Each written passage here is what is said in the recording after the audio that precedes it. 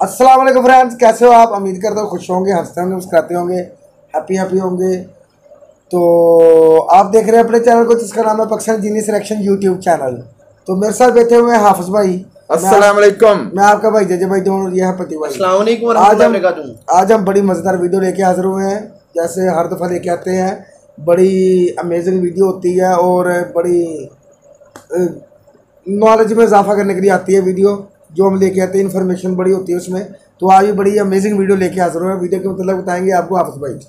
Video है जी India versus China comparison 2020। इसमें बहुत सारा कंपैरिजन, हर तरह नहीं, मिलिट्री अकेला मिलिट्री नहीं, हर तरह का कंपैरिजन। अच्छा। इंडिया का चाइना से। तो आज उस पर video 2020 latest video.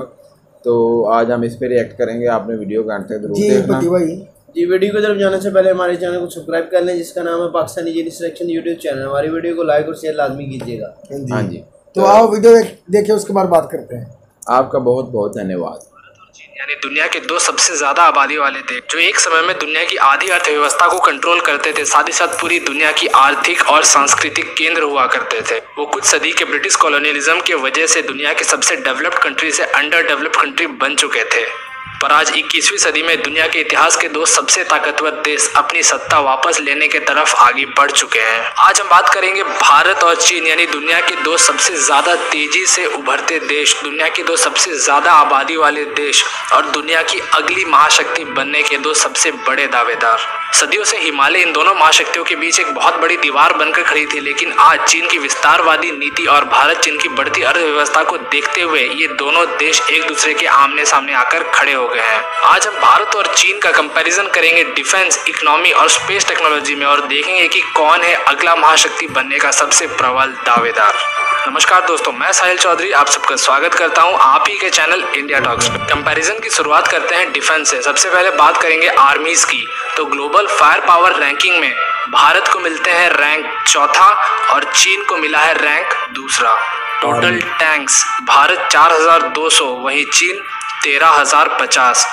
Armoured vehicles Bharat 2815, वहीं चीन 40000। आर्टिलरीज भारत 5100, चीन 10200। रॉकेट लॉन्चर्स भारत 267, चीन 2050। अब बात करेंगे एयरफोर्स की। तो भारत ग्लोबल रैंकिंग 4, चीन ग्लोबल रैंकिंग 3।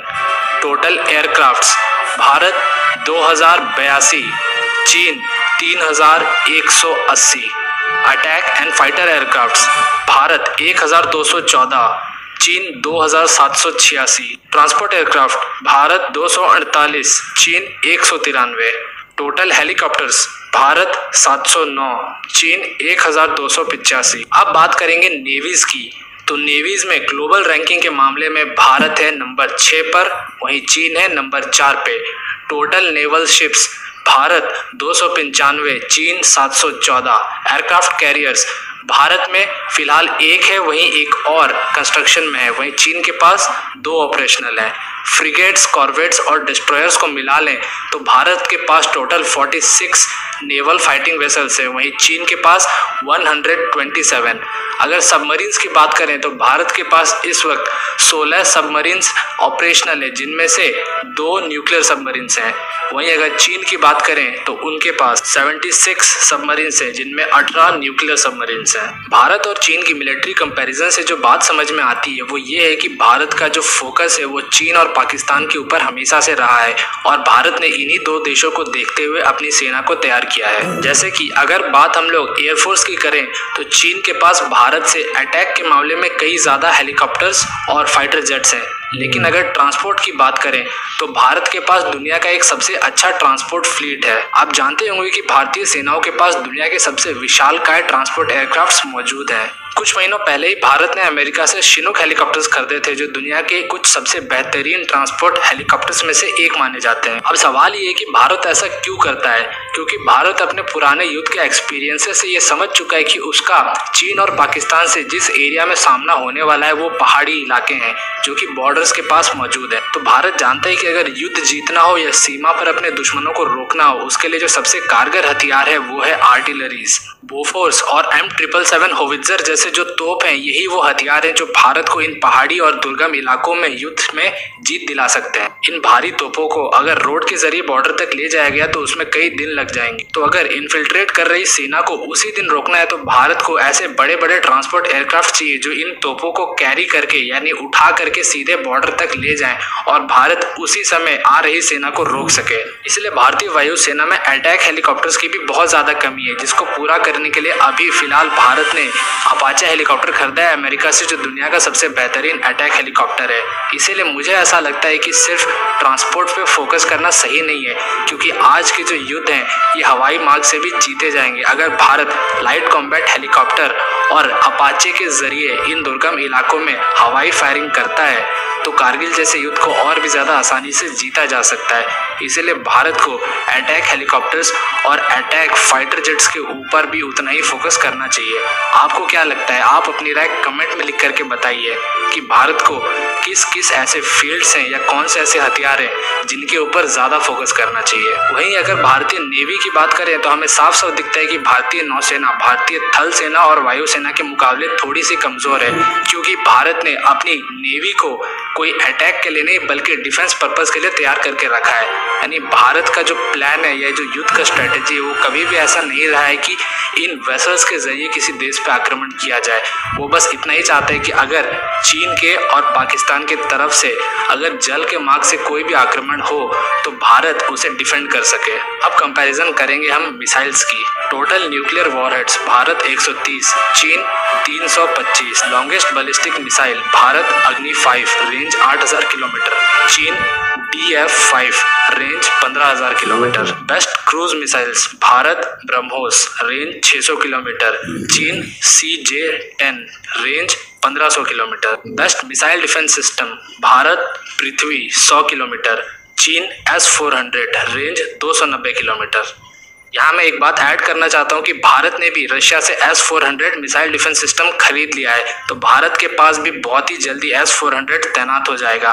और चीन ने रशिया से S-400 का भी एक एडवांस्ड वर्जन खरीदने के ऊपर डील चल रहा है, तो हो सकता है कि भारत और चीन दोनों के ही जो एडवांस्ड मिसाइल डिफेंस सिस्टम है वो बहुत ही जल्दी बदलने वाले हैं। Anti satellite system Bharat ASAT total range 1500 kilometre, चीन HQ-19M टोटल रेंज 2000 किलोमीटर। अब बात करेंगे अर्थव्यवस्था की। शुरुआत करते हैं GDP से। नॉमिनल GDP भारत $2.97 ट्रिलियन, चीन $14.22 trillion. GDP PPP Bharat $11.47 trillion, चीन $27.33 ट्रिलियन। अब बात करेंगे GDP नॉमिनल जो कि 2030 में एक्सपेक्टेड है भारत और चीन से, तो भारत का $12 ट्रिलियन, वहीं चीन का $26 ट्रिलियन। यानी एक्सपर्ट्स ऐसा मानते हैं कि आज से 10 साल के बाद भारत की जो अर्थव्यवस्था है वो 6 गुनी बढ़ जाएगी, वहीं चीन की अर्थव्यवस्था 2 गुनी बढ़ेगी। GDP पर कैपिटा की बात करें यानी पर पर्सन की, तो भारत $2200 पर ईयर, वहीं चीन $10,150 per year. GDP growth rate Bharat 7.3%, चीन 6.3%। यहाँ मैं ऐड करना चाहता हूँ कि ये जो दोनों ग्रोथ रेट्स हैं ये पिछले साल के हैं। इस साल के कोरोना वायरस के बाद जो नए आंकड़े आए हैं उनमें चीन और भारत दोनों के ही ग्रोथ रेट 1 से 2% के बीच बताए जा रहे हैं। वहीं दुनिया के बाकी देशों के जो ग्रोथ रेट हैं वो माइनस में दिखाए जा रहे हैं। अब बिजनेसेस की बात करें तो ईज ऑफ डूइंग बिजनेस का रैंकिंग में भारत है 53, वहीं चीन है 46। भारत और चीन के टोटल स्टॉक मार्केट की वैल्यू देखें तो भारत का है $2.2 ट्रिलियन, वहीं चीन का है $4.1 ट्रिलियन। अगर 100+ बिलियन डॉलर की कितनी कंपनियां हैं ये हिसाब लगाएं तो भारत में है 3, वहीं चीन में है 12। अगर रिचेस्ट पर्सन्स की बात करें तो भारत के रिचेस्ट पर्सन है Mukesh Ambani with total wealth $55 billion, वहीं जो चीन में है मा हुआतिंग जिनका टोटल नेट वर्थ है $42 बिलियन। अगर टोटल एक्सपोर्ट्स देखें जो कि 2019 के आंकड़े हैं तो उस हिसाब से भारत का टोटल एक्सपोर्ट हुआ है $325 बिलियन का, वहीं चीन का है $2.1 ट्रिलियन। अब कंपैरिजन करते हैं दोनों देशों के रिजर्व्स या संपत्ति की। Foreign exchange reserves Bharat $415 billion, चीन $3.1 trillion. Gold reserves Bharat 609 tonne, वहीं चीन 1800 टन। एक्सटर्नल डेब्ट यानी कर्जा 515 बिलियन डॉलर भारत, चीन 2 ट्रिलियन डॉलर। नेशनल डेब्ट भारत 2.8 ट्रिलियन डॉलर, चीन 9.3 ट्रिलियन डॉलर। अब बात करेंगे भविष्य के सबसे महत्वपूर्ण सेक्टर की यानी स्पेस प्रोग्राम के कंपैरिजन की।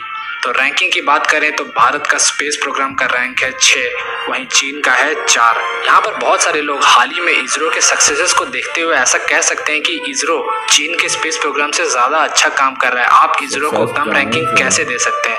तो पहली बात, ये रैंकिंग मैंने नहीं दिया है, ये बहुत सारे ग्लोबल एक्सपर्ट्स हैं जिन्होंने दिया है। और दूसरी बात, अगर हम स्पेस प्रोग्राम्स को देखते हैं तो चीन ने ऑलरेडी इंसानों को स्पेस में पहुंचा दिया है, वहीं चीन के स्पेस स्टेशन ऑलरेडी धरती के ऑर्बिट में पहुंच चुके हैं। तो हम देखें तो भारत अभी थोड़ा सा पीछे है चीन के स्पेस प्रोग्राम से, और भारत को अभी बहुत सारे मिशंस एक्म्प्लिश करने हैं। पर दूसरी तरफ हम ये भी देख सकते हैं कि भारत एशिया का वो पहला देश है जिसने मंगल ग्रह तक पहुंचने का कारनामा कर दिखाया है। अगर इतिहास को देखा जाए तो स्पेस प्रोग्राम में भारत चीन से पीछे रहा है, लेकिन हाल के दिनों में भारत के इसरो ने ऐसे ऐसे कारनामे किए हैं और इसरो इतनी तेजी से प्रोग्राम्स को एग्जीक्यूट कर रहा है इतने अच्छे सक्सेस रेट के साथ कि ऐसा लगता है कि आने वाले कुछ सालों में इसरो ना सिर्फ चीन को बल्कि नासा जैसे एजेंसियों को भी पीछे छोड़ देगा। अगर आप भी मेरे बात से सहमति रखते हैं तो जरूर कमेंट में लिख करके अपनी सहमति जताइएगा। अब बात करते हैं सक्सेस रेट की। तो इसरो का है 95%, वहीं चीन का है 90%। सैटेलाइट्स इन ऑर्बिट भारत के 115, चीन के 250। हैवीएस्ट रॉकेट भारत का GSLV Mk3, चीन का लॉन्ग मार्च 5। मोस्ट सक्सेसफुल मिशन भारत का 2013 का मंगल मिशन यानी मार्स मिशन, और चीन का 2019 का मून मिशन। अगर आंकड़ों की बात की जाए तो चीन हमेशा से ही भारत से थोड़ा आगे रहा है और पिछले कुछ सालों में चीन ने काफ़ी तेज़ी से प्रोग्रेस किया है, लेकिन आज के हालात को देखा जाए तो भारत दुनिया की सबसे तेज़ी से आगे बढ़ रही देश है। और जिस हिसाब से भारत हर सेक्टर में ग्रो कर रहा है, भारत बहुत ही आसानी से दुनिया का एक बहुत ही मजबूत और ताकतवर देश बन सकता है। अब अगर ये सवाल हो कि भारत और चीन में से कौन ज़्यादा ताकतवर, ज़्यादा अमीर और ज़्यादा शक्तिशाली बन के उभरेगा, तो ये बात बहुत ही साफ है कि आने वाले 10-20 साल में चीन भारत से आगे रहने वाला है। पर अगर हम इसी हिसाब से अपने ग्रोथ को जारी रखें और आगे भी जो फ्यूचर के टेक्नोलॉजीज हैं उनमें इन्वेस्टमेंट करते रहें, उनमें R&D करके अपने आप को फ्यूचर के हिसाब से रेडी करके रखें, तो मेरा ऐसा मानना है कि 2050-60 तक भारत की इकोनॉमी चाइना को पीछे छोड़ करके सबसे बड़ी दुनिया की इकोनॉमी बन सकती है। आपको मेरी ये बात सही लगती है या गलत, कमेंट में लिख के ज़रूर बताएं, क्योंकि आपकी राय हमारे लिए बहुत इंपॉर्टेंट है। और अगर आपको आज का ये कंपैरिजन वीडियो पसंद आया है तो ज़रूर आप हमें एक लाइक दे सकते हैं, हमें बहुत खुशी होगी। और इंडिया के सबसे बड़े डिफेंस चैनल के साथ जुड़ने के लिए आप नीचे जाके उस लाल सब्सक्राइब बटन पे क्लिक कर सकते हैं। तो मिलते हैं अगले वीडियो में, तब तक के लिए थैंक्स फॉर वॉचिंग। कंपैरिजन किया इंडिया और चाइना का, ठीक है। कंपैरिजन में तो इंडिया चाइना से अभी तो फिलहाल तो पीछे ही है, ठीक थोड़ा है, पीछे है, थोड़ा पीछे है, कोशिश लेकिन कर रहा है आगे आने। जिस हिसाब से प्रोग्रेस कर रहा है ना इंडिया, मे बी के 10-15 साल में चाइना से आगे निकल सकता है। टाइम लगेगा थोड़ा सा, हर काम जल्दबाजी में नहीं होता, टाइम लगेगा, एक वक्त आएगा ऐसा। हर बंदे का, हर मुल्क का ना एक टाइम होता है उसकी तरक्की का। जिस तरह आप ये इंडिया तरक्की कर रहा है, ठीक है ना, एक टाइम लगेगा। जितनी फास्ट तरक्की कर रहे हैं ना, हो सकता है अगले 10 सालों में इंडिया कहाँ से कहाँ पहुँच जाए, ठीक है। अब वो डिफेंस वो बात कर रहा था मिलिट्री की, ठीक है ना जी, और हथियारों की, टेक्नोलॉजी की, उसमें तो कोई शक नहीं है कि चाइना बहुत आगे है। चाइना के पास बहुत कुछ है, बहुत ज़्यादा है। अगर इंडिया के पास 115 है तो चाइना के पास 250 है, ठीक है ना, इतना फ़र्क है काफ़ी। तो बाकी ये बात नहीं है कि ज़्यादा हथियार होने से ही पावर मतलब ज़्यादा ताकतवर होता है, ठीक है ना, ये तो वक्त में पता चलता है। बाकी इंडिया जिस तरह कर रहा है काम, उसने कई मुआहदे भी किए हुए हैं दूसरे मुल्कों के साथ, और जिस तरह वो हेलीकॉप्टर ले रहा है, एक फास्ट हेलीकॉप्टर, हाँ जी, कि जिसके साथ एमरजेंसी बता उसी वक्त पहुंच जाता है हथियार लेके। तो इस तरह की अगर चीज़ें ले तो फिर तो बहुत आगे हो जाएगा ना। तो वाकई वो स्पेस के बारे में बता रहा था। स्पेस में इसरो तो वाकई यार प्रोग्रेस उसकी बहुत अच्छी है और सक्सेस स्टोरी उसकी बहुत आई है यार। 95% है उसकी, चाइना की 90% है, उसकी 95% है इंडिया की। तो ये तो सारी दुनिया जानती है कि इंडिया कम खर्च भी है इसरो। अपना जो इसरो जो है ना, ये सारी तो दुनिया जानती है कि जो स्पेस में नाम कमाया इसरो ने ना, वो किसी मुल्क ने नहीं कमाया। जितनी फास्ट तरक्की इसरो ने की है ना, किसी मुल्क ने नहीं की। और सबसे पहले जो पहुंचा है वो मरीख पे, मंगलयान पे, तो मार्स पे कोई भी नहीं पहुंचा। एशिया का पहला देश। हाँ जी, सबसे पहले इंडिया ही पहुंचा है। तो ये बड़ी अच्छी बात है इंडिया के लिए, ठीक है ना। तो बाकी इनका आपस में जो मुकाबला है ना, तो वो अब चाइना भी यही सोचता है। बाकी ये जो जंग है ना, जंग हथियारों से नहीं, ये जज्बे से जीती जाती है। हाँ जी, ठीक है। उसमें हथियार इतने मैटर नहीं करते, इंसान का जज्बा ही लड़ता है। और दूसरी बात जो है कि इकानमी में अभी इंडिया चाइना से पीछे है। मे भी कि जिस तरह ये प्रोग्रेस कर रहा है, जिस तरह वर्ल्ड में सबसे highest GDP growth rate India की है, तो इस हिसाब से तो चाइना से आगे निकल जाएगा। और ये कोरोना में सारी दुनिया के जो ममालिक हैं, ज़्यादातर देश हैं, उनकी जो GDP ग्रोथ रेट है वो माइनस में चलेगी।